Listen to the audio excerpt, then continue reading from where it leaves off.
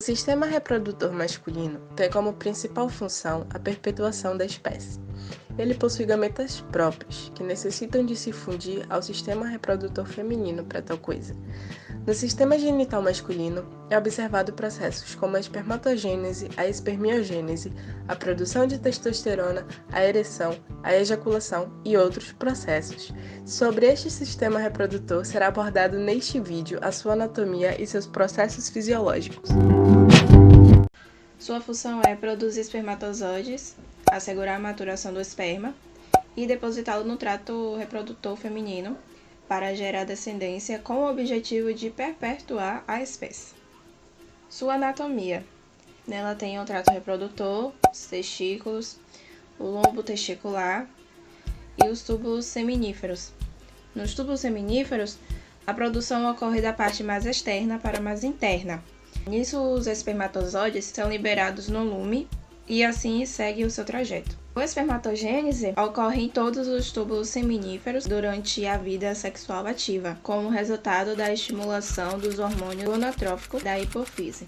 Esse processo começa em média aos 13 anos de idade e se prolonga por toda a vida.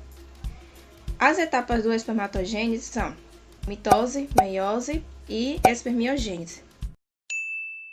Ela garante a multiplicação das células germinativas iniciais e a maior quantidade de espermatozoides. Tem a célula haploide e mantém as características cromossômicas das espécies. Ela promove a formação da cauda, a organização das mitocôndrias, o desenvolvimento do cromossomo e redução do citoplasma. O desenvolvimento do espermatozoide é o período do espermatogênese da célula germinativa ao espermatozoide, leva aproximadamente 64 dias. Durante as semanas após a meiose, a espermatide é nutrida e fisicamente modelada pelas células de sístole. Os espermatozoides que acabam de ser formados ficam armazenados no epidídimo, um outro entrelaçado de túbulos, localizados sobre os testículos.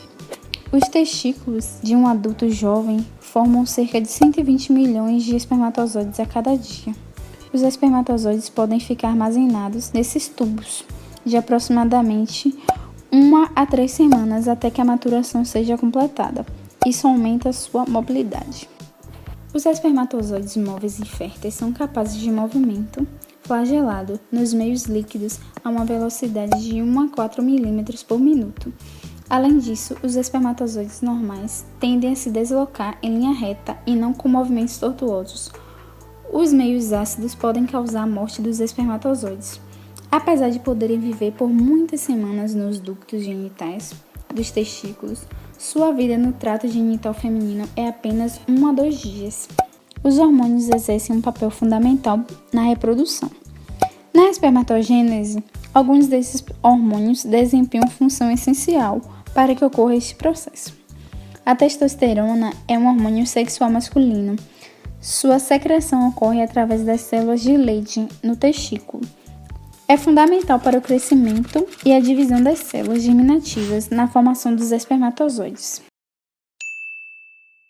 Ele é secretado pela glândula hipófise anterior, estimula as células de Leydig a secretarem testosterona.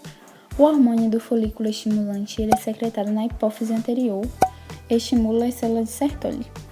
Tem que haver uma estimulação, senão o processo da espermatogênese não tem como acontecer.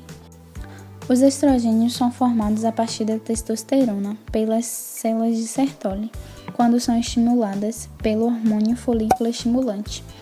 As células de Sertoli também secretam uma proteína fixadora de androgênios e os leva para dentro do líquido na luz dos túbulos seminíferos, fazendo com que ambos desses hormônios fiquem disponíveis aos espermatozoides em amadurecimento. O hormônio do crescimento tem como função de controlar o metabolismo dos testículos. Este hormônio promove a divisão inicial das espermatogônias. Caso esse hormônio não seja produzido, a espermatogênese é gravemente deficiente ou ausente.